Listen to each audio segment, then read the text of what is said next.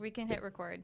We're recording. Okay. I'm going to mute myself and you're good to go now. Okay, this is our first podcast. I can't look at my guest, Kyle. We're actually really good friends. So I'm going to do, I'm a little nervous starting out, but welcome to the I'll Go First Conversations podcast. I am Jessica Minhas. I am the founder of I'll Go First. We are a nonprofit dedicated to supporting you through your journey through mental health and trauma recovery, care, and wellness. This podcast, we explore what it means to go first, and embracing our story, nurturing and healing, and cultivating our purpose. Today, we have a very special guest, Kyle Mengelkamp. He is a creative director, the founder of the Brain Bar, and creator of Stroke of Genius. And Kyle and I met, when did we meet? We met over email like 4 years ago.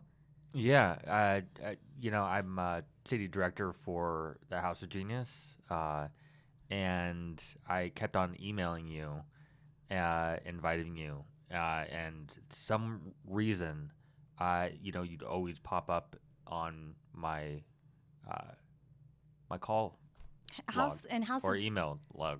House of Genius is kind of like a really cool community. Mm-hmm. I had wanted to be involved. I was actually introduced by another friend of mine, but then I actually got sick. So it's been 4 years-ish on and off recovery for me. So it's kind of amazing that we got to connect finally. And that is because you launched Stroke of Genius and the Brain Bar. Right. Can you tell us a little bit about what you do, sort of how we got here? Well, how we got here? Yeah, because you're doing so many amazing things when it comes to the brain trauma community. And you're obviously a creative director too. Right. So how did that come together? My 20th year anniversary of having a brain aneurysm, I decided, the whole thing is serendipity. I mean, like I can spend all 45 minutes, telling you that story. But so my 20th year anniversary. Sorry, wait. I think I need to start this over. I got off on the wrong foot. Okay. Okay, my bad. That's my fault. No, that's fine. Because I wanted to start off with your story, and I totally got us all over the place. No, it's not like. No, okay, let me you did nothing wrong. I'm gonna reintroduce him. Okay.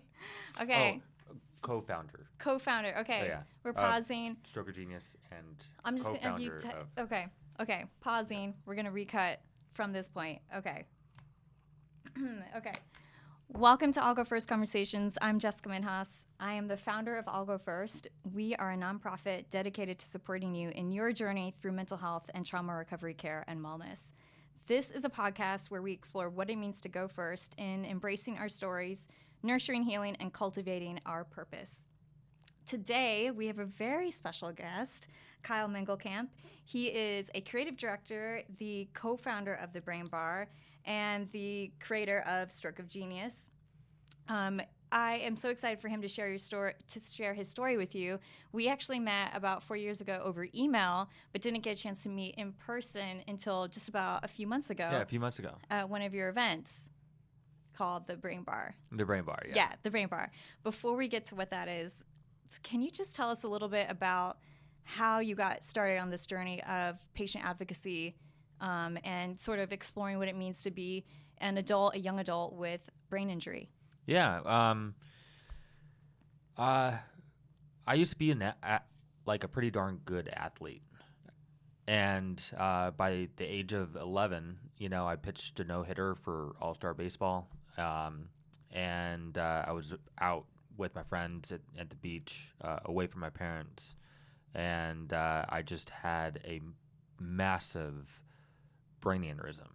And I was not... I didn't have any symptoms, nothing.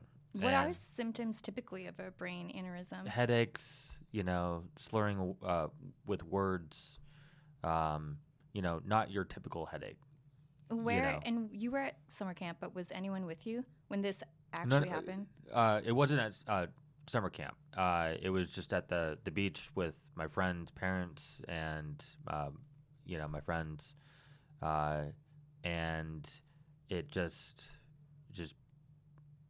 felt like a knife was stabbing me in the top of the head, and my right side weighed 500 pounds, and just took me down.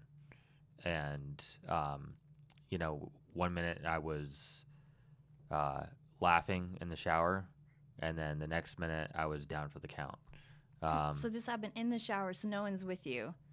I was wearing my bathing suit, just for the record. Okay.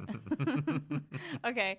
You're in the shower. Yeah. You kind of like blink, and then when you wake up, Yeah. you're on the floor. That's it. That's a perfect way to put it. I just blinked. Wow. And then my friends obviously heard something wrong, and so they quickly came and to my attention and called for help, and they took me out in front of the campsite, and they started ask me like, Kyle, what's your name? And I was like, Kyle Mengelkamp. And they said, no, I'm not getting anything. And I was like, what do you mean? It's Kyle Mengelkamp. What's the problem? And so it was then I just surrendered and, fell into a deep sleep. Wow. So everyone around you must have been kind of freaking out, no? Yeah. So you've told me this story once, excuse me, and then I actually heard the story when you told it at the Brain Bar, and it was the anniversary of something really important. Yeah, it was. So I celebrate my stroke anniversary or brain anniversary, whatever you may call it. I celebrate it as a new life, like a second birthday, because we are, you go through life and you are not the same person. What was that? Yeah, I mean, you had this when you were 11. Like you said before, you were Right. like a all-star student, athlete, well on your way to becoming a very successful athlete in high school and onwards into college. Scoring a triple-double in basketball, throwing a no-hitter in baseball at the age of 11, and which is pretty rare. And so it's like I was the jock. I was the cool kid on campus. How did this affect you, like going into, I can't imagine, because I think being a teenager is hard enough, but how did this affect you going into like the gauntlet that is middle school and then high school? Well, because you actually have some long-term injuries. Obviously, I can Right. see you, but for listeners, what are your long-term injuries? so I have limitations on my right side. A lot of people, they say, "Oh, I didn't know," or like, "Oh, I didn't see," and I'm like, "Yeah, right." But actually, some people don't notice, but some other people do notice. Like I'm talking more out of my left side of my mouth, or some days where I'm just completely symmetrical. And my right arm is a little weak. Some days are like totally loose, and other days I'm just tight. And the same thing goes with my gait for walking. Some days I'm just perfect. Some days I'm a little lazy, should say. Does that unpredictability? Is there anything that sort of will give you insight, like when you're gonna have a day that's kind of not optimal? Like, does sleep affect it? Does like stress affect it? Or is it kind of just like whenever it will pop up and you're not going to be as strong as you are? I've tried to zero in on like test certain things, and I don't know. Even after 22 years, I'll eat garbage, and then everything's fine. and then I'll eat healthy. Everything is fine, and it's a day by day. Yeah, know. I think in my experience too, we'll talk about this later at some point, but I have a brain disease, and that's giving me traumatic brain injury, which and it is just like sort of random when I have good days, when I have bad days. We've actually met up a few times, and I've not been able to even like complete sentences.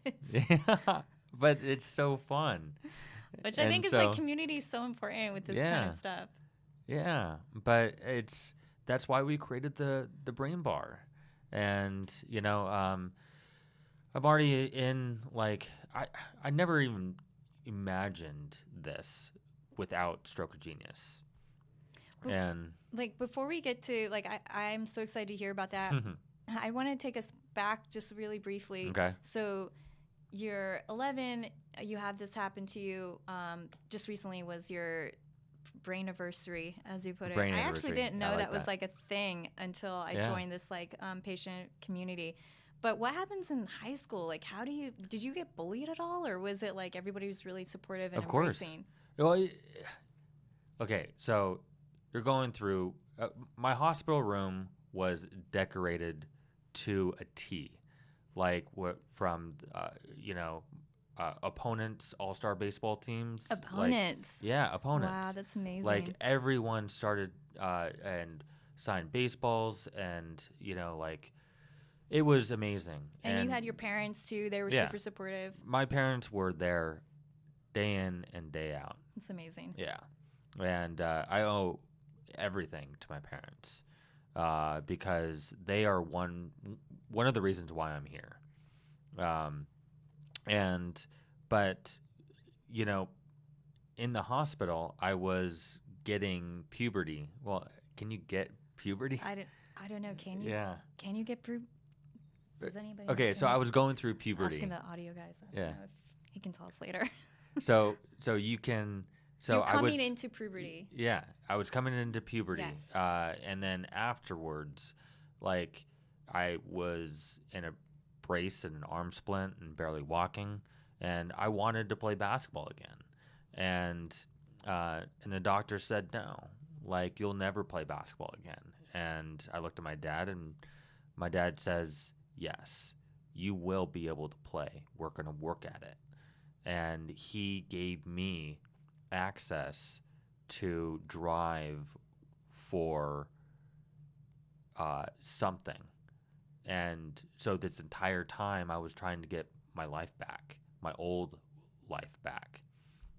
But that was also going through middle school and high school, and that was dealing with puberty, adolescence, girls, and it was hard. What do you think the hardest part about it was? Because I think we all have like those moments where life just changes for us and with illness. But I think particularly in your case, like you were such a physical student. I mean, like your whole academic career sort of revolved around you as an athlete outside of, your academics, obviously. But like coming into that place, like how did that impact you? Feeling that I wasn't good enough.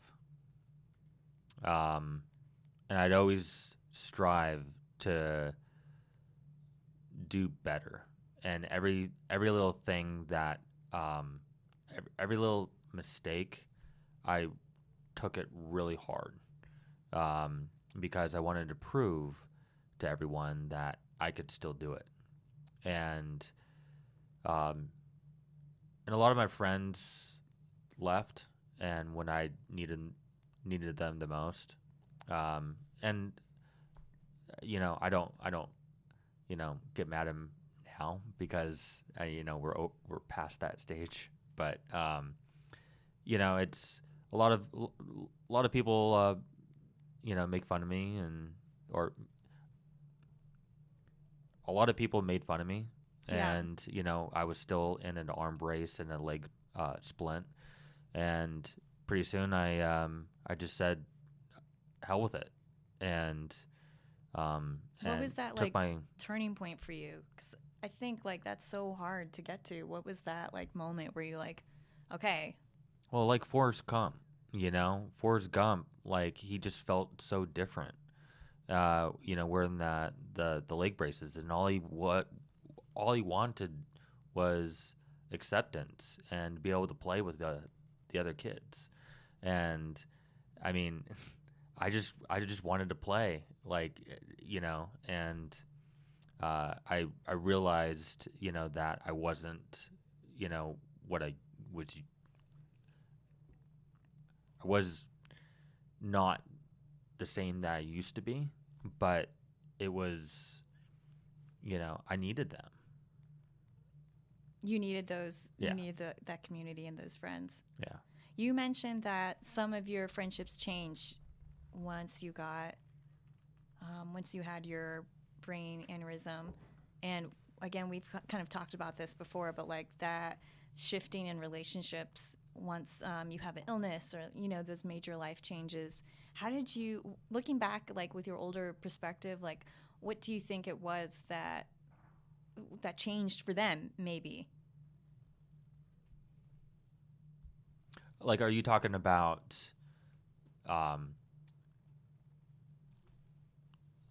like, do you have insight now looking back and you're like, okay, I can kind of have enough room to kind of understand why people will leave in the midst of like getting ill? I think that's that's something I found in my story. Like my relationships just changed. Okay.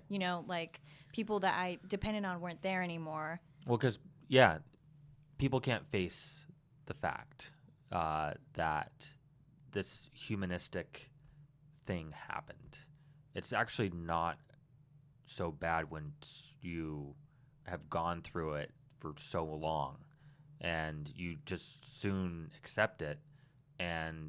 But a lot of people can't or will not go there, and until there's a certain point where something hits them in the face, and they're like, "Oh God." And I've had so many people come back, usually after college or during college, and say, "Hey, Kyle, I'm really sorry." And I'm like, "Hey, it's all right." Like, do they add any other words? It was other middle words school to and it? high school. What are they apologizing for? Like being a dick. I know that we're that's true though. Yeah. People can be jerks. Yeah. But like, where would I be if I didn't have my brain aneurysm? And that's what I love about your story. So we were actually in a traumatic brain injury support group at NYU. Oh, yeah. And I have found so much value in going to support groups. I recommend them to anyone who is struggling with any certain issue. I promise you there's a support group out there, if not in person, online. They are so valuable to get empathy and understanding from people who are in the same space. You just don't have to explain so much, like coming into that community. And I found them online, actually, and not every support group is the right fit. So you have to date around, just like you have to date around for your doctors and your therapists. You have to date for your therapist. But it was amazing because there's probably like 30 people in the room, and there was a young man who had such a positive perspective, like you do, Kyle, about his injury and like where he is in life. And I don't know, suddenly I just like popped out of my mouth like, I'm still angry. I'm still resentful. I don't want this. I think it's great that people are like, oh, my life is so great because of it. And I'm like, no, my life has been robbed because of like my trauma or like, this brain illness. And I loved what you said about it, about like kind of having a different perspective on it. Yeah. You're dead. The old Kyle is dead. Yes. Yeah. Yeah. And when I look back at the pictures, even before the aneurysm, I was like, I miss you. Wow. Yeah, because so when I was in high school, I made the high school basketball team. You made the high school basketball team, even though you have... I created my own Kyle style. And what is the Kyle style? So I wanted to play basketball again and get my old skills back. And when so I couldn't use my right side, so I developed all these skills with my left side. Like compensatory. Yeah. Is that I was left-handed, but I had to shoot with one hand. I had to, have turnaround jumpers with, gosh. the. I'm trying to imagine what that even looks like. To me, it feels cool. Do you have any video of this? Yeah, I'm pretty sure I do. I want to see the video. But it feels like I'm doing everything right, and the ball's going in. But then when you look at the video, it's a little bit sloppy. But you're still. But it's still. I'm still scoring. I'm still making people mad because I'm stealing the ball from them, and yada yada yada. And they don't see you coming. No. That's what I like about it. So stealth. Yeah, and so I there was a point after 2 seasons with the high school basketball team, and where I just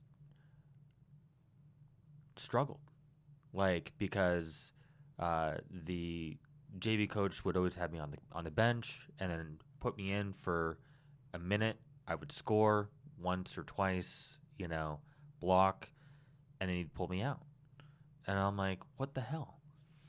And so I put all this energy into building my life back to the way it was. But there was a point where I sat my coach down, my varsity coach. He's been with me even before my stroke. Practice with the team. You're how old at this point? 15. You're 15. Mm-hmm. You sit your JV coach down. No, the varsity team. Oh, but you're the one who calls the coach and is like, I'm in charge. I want you to sit down. We're going to have a talk. Yeah. Wow. That's impressive. And I said, Coach, my parents said, finish what you start. And so I just don't think that this is the right fit for me. I don't think I can get any better. I've had this realization that I'm not going to get my skills back. What should I do? Because I love you and I love the team and the organization. And he goes, Kyle, the old dead is Kyle, the old self. Kyle, the old Kyle is dead. It's up to you to discover who you want to be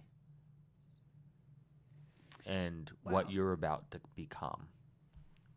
Can you say that one more time? That's so good.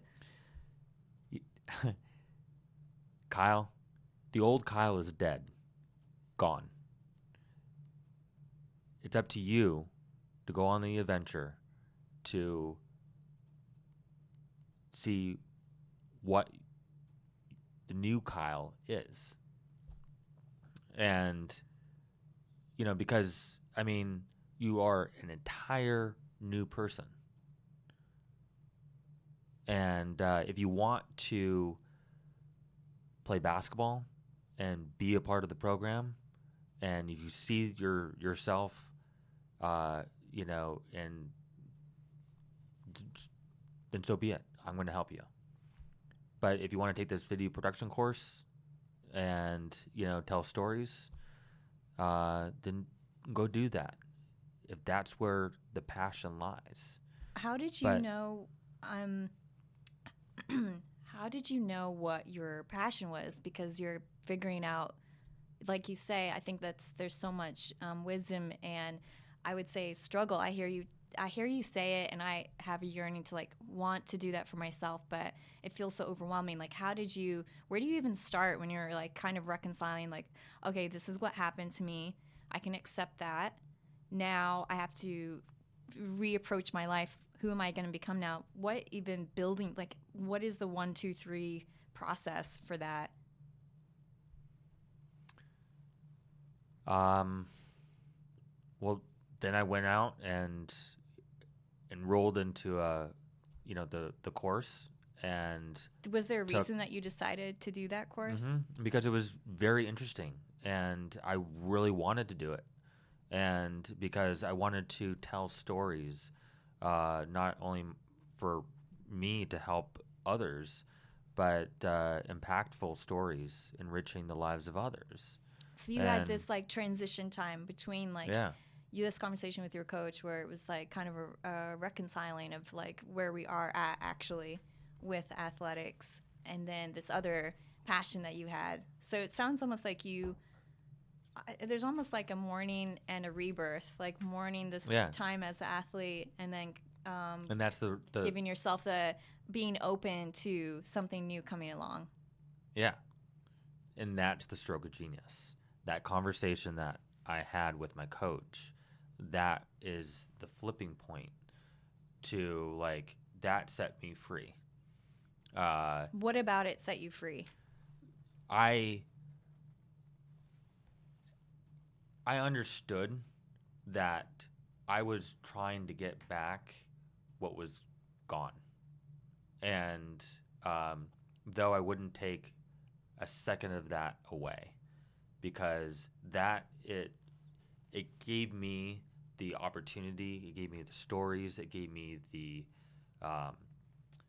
determination, it gave me the grit to pursue storytelling, films, and because I knew that was very difficult.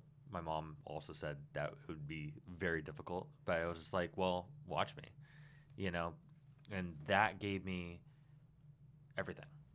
So, and I think everyone, my 20th year anniversary, I came back into the community of stroke and brain, survivors, and I've been out of it for a long time. Why did you step away from it?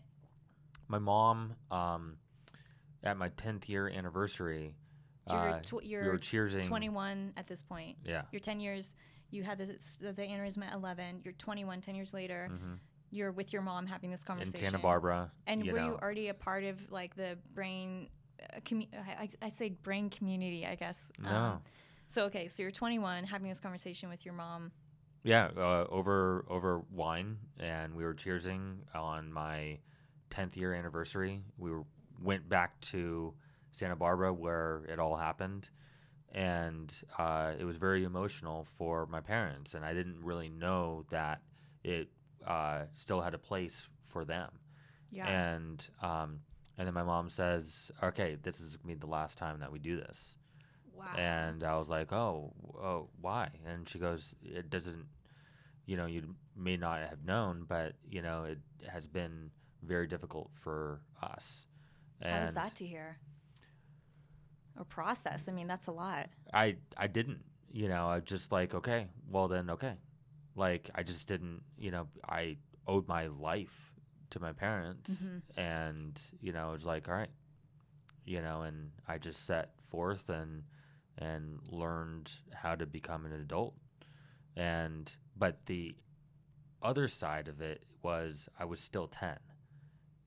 I was, because you're reborn into this new body, and how, learning how to adapt, learning on what you're about to become.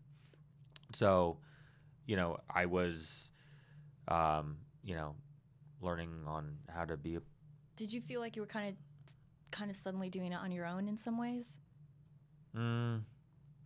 Yeah, because I told my parents that I wanted to go away for college. I wanted to do this. I wanted to do that. And my parents were so supportive, and I look back at it now, and some of the people in my community, and I was like, if I were a parent, I wouldn't let, I would be so, it would tear me apart watching my kid go off to college,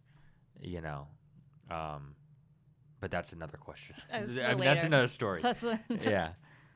That's another adulting episode. Yeah. Yeah. It's I forget the question. I was asking, Yeah. so you're having this moment with your mom. You're Yeah. 21 at your 10-year anniversary of surviving, Mm-hmm. and she says this is going to be the last time that we celebrate Yeah. or honor this together. Yeah. And you were saying that it's kind of like you were 10 years old because you had just started your life over again, which I think is really interesting. I guess for me, I had my brain disease discovered in 2016, so I'm like 3. You are. I'm a 3-year-old adult. Actually, your personality, your, That's true. quirkiness. I mean, you're hell's funny. I'm, Oh my God. Thank you. Okay. Oh my God.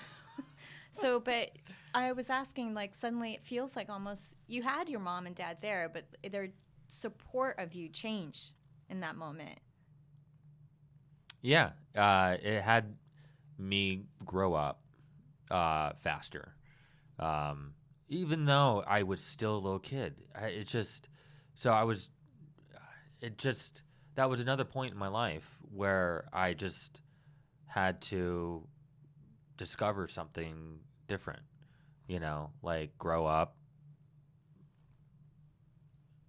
everything. Yeah, just Yeah. suddenly life Yeah, is at you. And, not use my stroke as my excuse, not, always bring it up and making my, everyone, hear that stop story because it was 10 years out. And so I mean, is it a sob story? I don't feel like it. at that time it was, but, I had to create, which are my 3 rules are, own it, beep it. Sorry. Can you use not a swear word for that one? I didn't. I'm not sure people are going to know what beep it means. Do you want me to say it? No, don't say it. Just F it? That's fine. Okay. That's fine. So Yeah. own it. Own it, F it, and create your story of triumph. And I will stand by that because I used to throw out excuses and, I had a brain injury, or, well, but it's 10 years. Well, okay, well then what are you doing? So I just, it's just, I had to create my own adult, really. Yeah. Yeah. Yeah. You kind of had to kind of parent yourself in this very unique way. Yeah.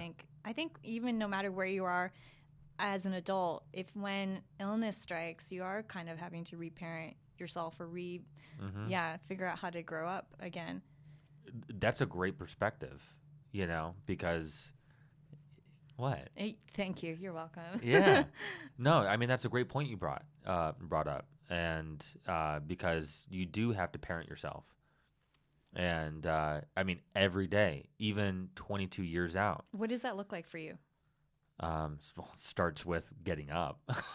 Right? Yeah. Yeah. That's real. Getting up is a victory some mornings. Yeah. Well, this morning I just popped out of bed. But other mornings are just like 2 hours in bed. Yeah. Yeah. Yeah. But so you said, own it. What does that look like? no excuses. How do you give space for the actual stuff of it? Like no excuses on one hand, but then it's like, okay, well, this is a reality. This is a part of my life. How do you hold space for both? I don't know. I was hoping you'd be the expert on this. I've never put it that way. Well, we're discovering something new together. Yeah. So own it means no excuses. Yeah, it means no excuses. So I was at a bar last year with my friend.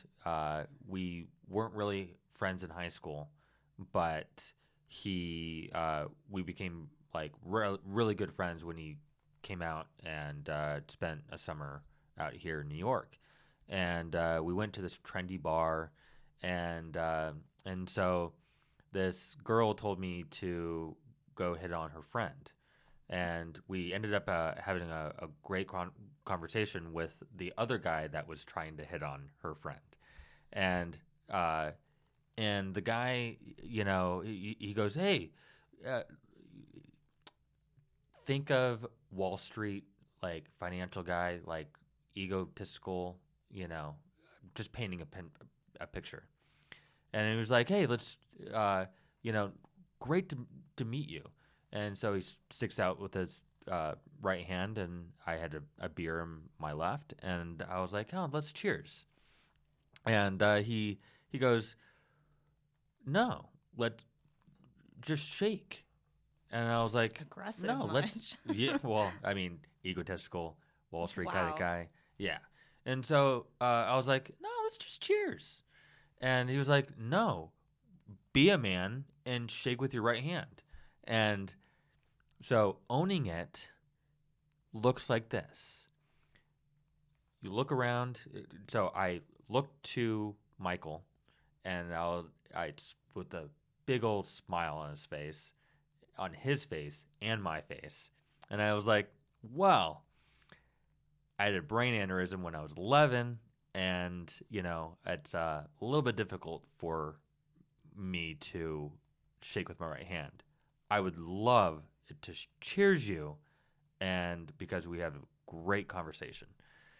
And the guy broke down. And yeah, I know. And he goes, "Oh my God, I'm so sorry." And I was like, "I'm not. Wow. I'm not." By saying the words, "I'm not sorry," like you're owning it.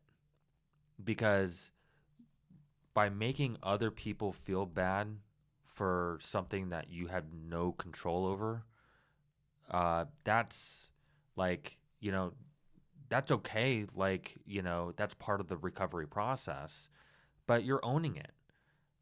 And when you're owning it, you're like, "I'm not sorry. Like, this is who I am." Yeah, this is what it is. It is what it is. Yeah. What does F it mean?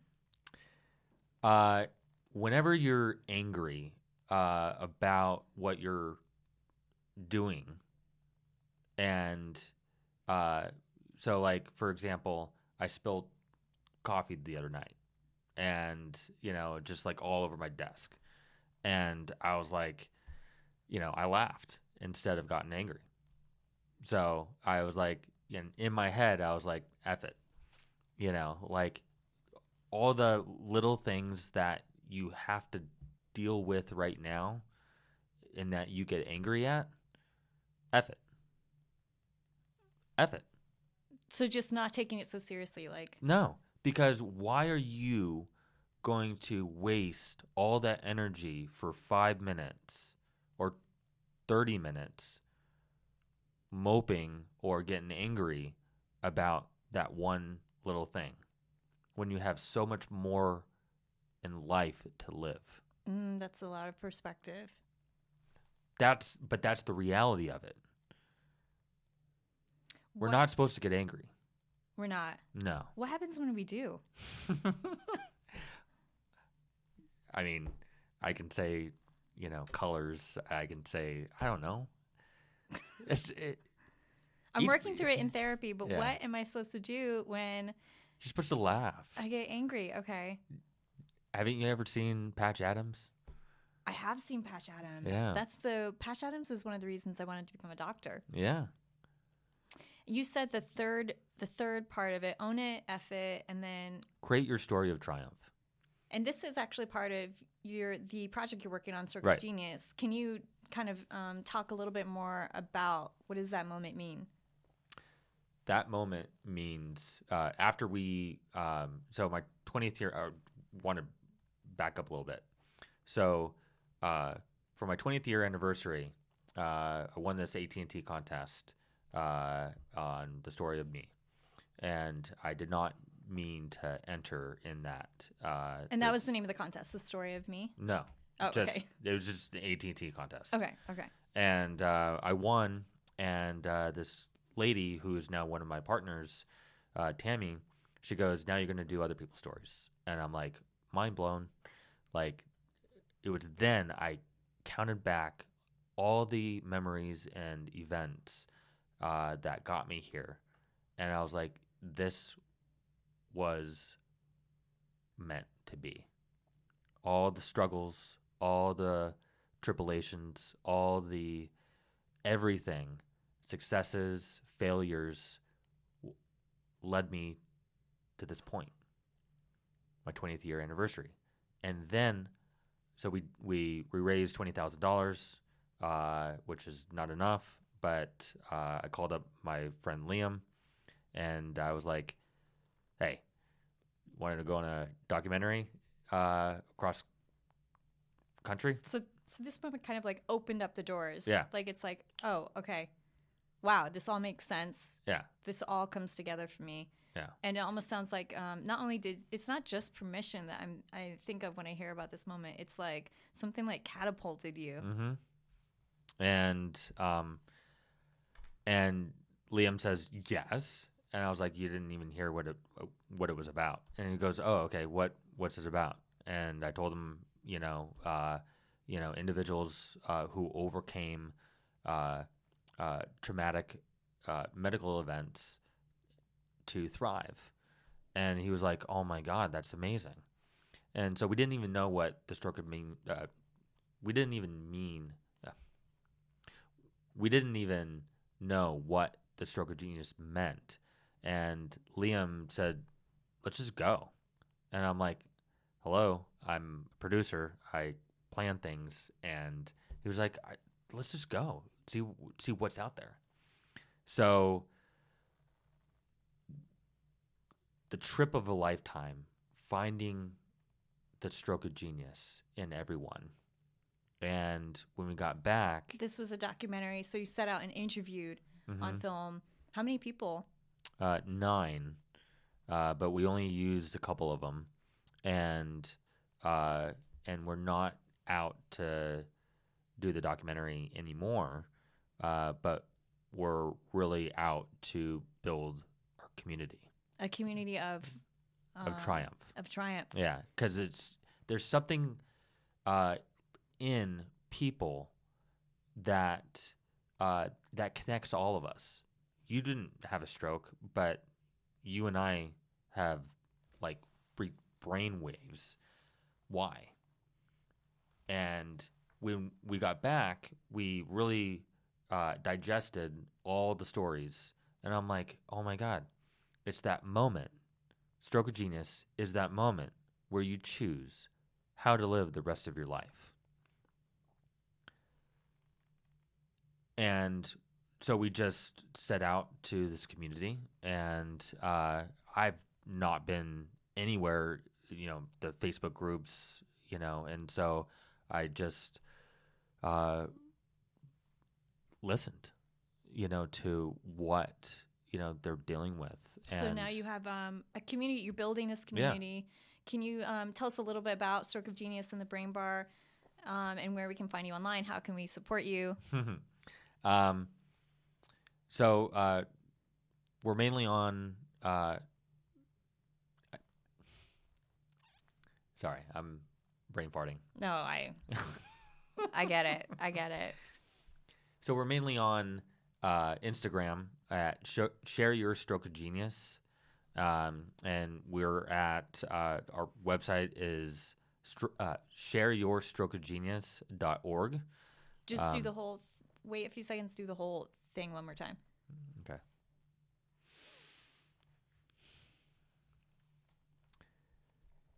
Yeah. So we're mainly on. The community is on shareyourstrokeofgenius.org. And we're mainly on Instagram. Share your stroke. I want to do it again. No, you're good. You're good. Share your stroke of genius on Instagram. Yeah, so we're on shareyourstrokeofgenius.org, and most of our community is on Instagram at shareyourstrokeofgenius. And we've just, a couple months ago, started the Brain Bar. which is bringing the brain community together, because it's not just stroke, but it's everyone that has had a brain thing, and also the caregivers, and also the friends and family, and so it's just bringing everyone together, and each month to it's kind of like the salon, the French era 1700s, where it's kind of like a show and tell, and so it's kind of a different social event, and a lot of people have taken off on that. It's amazing to kind of hear this journey, this whole process, having it happen when you're 11, that struggle in the middle. You're not only trying to figure out who you are, it's just like a person. I would never, ever want to pay anything to go back to middle school or high school. And you're on top of that, you have this injury. And then going into adulthood, sort of figuring that process out with celebrating or not celebrating, or how do you live with both and. I love it. Own it, F it, find your stroke of genius. You can say that. Create your story of triumph. Create your story of triumph. Now you are a creative producer for the Mets, and I love what you talk about with community. And I always say this anytime I speak to an audience, anytime that I'm on social media, that people will ask me like, well, I don't have a community. And I always say, if you build it, they will come. Yeah. That's a baseball reference. Field of Dreams. Field of Dreams. Field of Dreams. Wow. Yes, I did that. But yeah, that's so true. Like, if you build it, they will come. It's really true. It might be hard in the beginning, but you will find your community over time. You can join. You can join it, but if you're like not somewhere that has it yet, create it, and Kyle, you're a great example of that. So share strokeofgenius.org. We loved having you. Thank you so much. We'd love to have you come back and maybe talk a little bit more about relationships and what it means to I can talk brain about that stuff with relationships and dating. Yep. But we want to hear your questions when it comes to mental health and wellness, trauma, PTSD recovery, all of it, nurturing, healing, and resilience and purpose. So we would love to hear from you. You can find us on all social media platforms at illgofirst, www.illgofirst.com, or me at Jessica Minhas. You can email us at hello@illgofirst. And remember, yes, the struggle is real. It is so real. But so is hope, and so is healing. Thanks for having us. Yeah. Thanks for coming. My pleasure. Thank you. Next time. I'll go first. Yes, I'll go first.